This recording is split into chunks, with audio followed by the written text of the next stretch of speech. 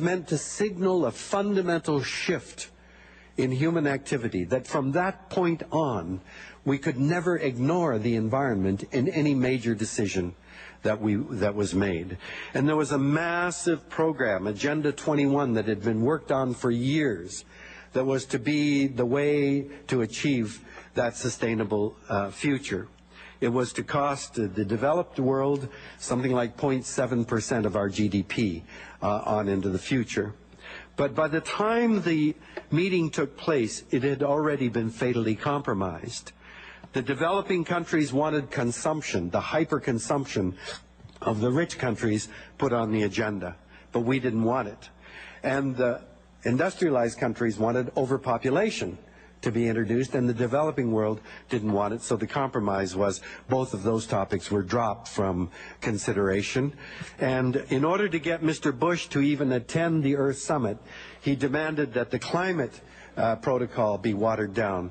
And finally, the one that was presented was stabilized 1990 levels by the year 2000. Canada signed that, as did the United States, but of course we never took it seriously and didn't even try to achieve that. 1997, of course, the Kyoto conference. I was there, and a large Canadian delegation. I vividly remember Rahim Jaffer from Edmonton at that meeting saying that the scientists didn't know what they were talking about, that the science wasn't in on global warming.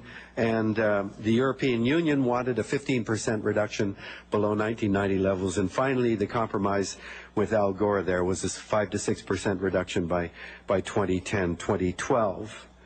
The turnaround decade came and went.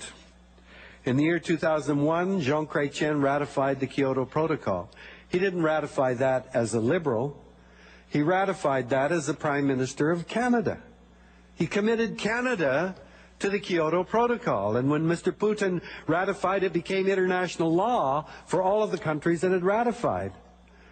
When Mr. Harper came in as our Prime Minister, he immediately indicated that he wasn't going to observe the Kyoto Protocol. But that was a Canadian commitment, it seemed to me. That by turning our backs on Kyoto, not even trying, and I urged both Ms. Ambrose and Mr. Baird, that they had every right to say the previous government had done nothing to try to achieve Kyoto. The problem was really very difficult. But we had that protocol that we were committed to, and Canada was declaring that we were an international outlaw. We wouldn't be bound by international treaties. And of course, Mr. Harper then more recently rammed through a law regulating that our elections would be held every 4 years at a set time, and then a few months later promptly said, no, I'm not going to observe the law that I passed. So I don't get what's going on in terms of regulation and what Canada's role is as a law-abiding country. The problem I believe that we face is that we have now elevated, and even in the discussions here, the economy comes as this big thing that is wagging the tail of the dog. We've elevated the economy to the highest priority. You know, in the past, people believed in dragons and monsters. And they quailed at the thought that the dragons might be pissed off at them, and we sacrificed virgins, and we tried to appease these monsters. Well, today we realize those are just superstitious things, but we've now replaced them with the economy. And boy, do we look at that economy and we quake when it's in bad shape, and we revel when it goes up. But the economy, as I said earlier, is not some force of nature. We invented it. And I want to remind you that economics comes from the same root word, ekos, the Greek word for household or home, as ecology. Ecology is the study of home. Economics is the management of home. What ecologists try to do is to determine what are the principles and the conditions that allow life to survive and flourish. Not a bad thing to know if you're one of the species on the planet. you would have thought that any human being would say, well, before we do this, what were those principles and conditions again? Because we mustn't violate them. They should tell us what the limits are.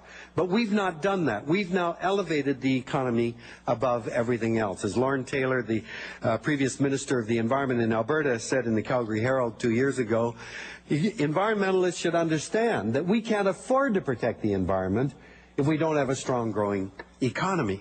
So the economy, even by the Minister of the Environment, is perceived as the source of everything that matters. And when the Prime Minister of Canada says, well, we must do something about climate change, but we can't do anything that will in any way jeopardize the economy, once again, we are not paying attention to the conditions and principles that ecologists tell us we should be observing. The problem with this economic paradigm or system that we've bought, and let me illustrate what I mean by that. Holy cow, what time did I start? Oh, shit. Okay, the problem, I can illustrate what happened with economic. In the 1980s, I was asked by the Lytton Indian Band to help them prevent logging in their sacred valley, the Stein Valley. The BC government had given permission to Fletcher Challenge, a multinational corporation from New Zealand, to log the Stein Valley, and the natives did not want it to be logged. So I joined with them. The first thing I did was I took my family camping in the Stein Valley. And after a week or so, we came out, and as we were hiking out, we ran into the CEO of Fletcher Challenge. I didn't know who he was. He didn't know who I was, but, you know, we met and we introduced, well, of course, for me, that was an opportunity, and we began a discussion which quickly escalated into a shouting match. And finally, in his frustration, he said, listen, Suzuki, are tree huggers like you willing to pay for those trees? Because if you're not willing to pay money for those trees, they don't have any value until someone cuts them down. And for me, that was a huge moment, because I suddenly realized, oh my God, he's right. In our economic system, he's right. You see, that forest in the Stein Valley, as long as it's standing and the plants are photosynthesizing, they're taking carbon dioxide out of the air, putting oxygen back into it. Not a bad service for an animal like us that depends on photosynthesis to keep the atmosphere breathable. But economists call that an externality. It's not in the economy. It's not relevant to our economic system.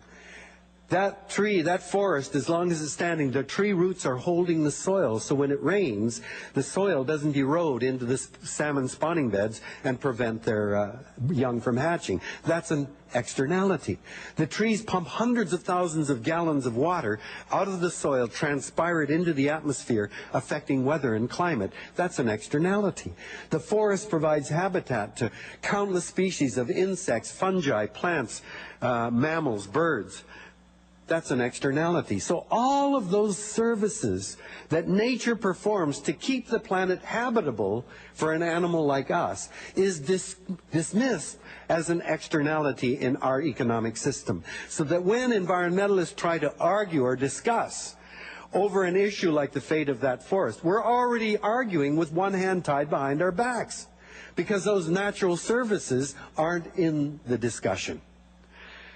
To compound the problem, economists appear to think that the most important thing on the planet, the most important organism that ever appeared on the planet, of course, is us.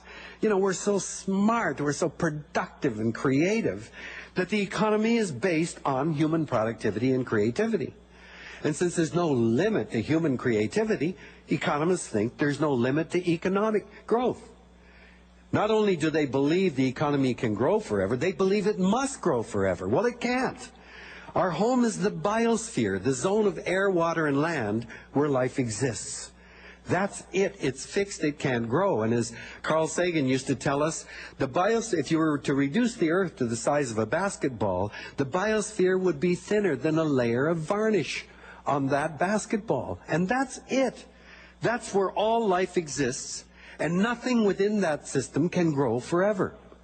But economists think it can. And let me just end with an illustration why, if we don't confront this whole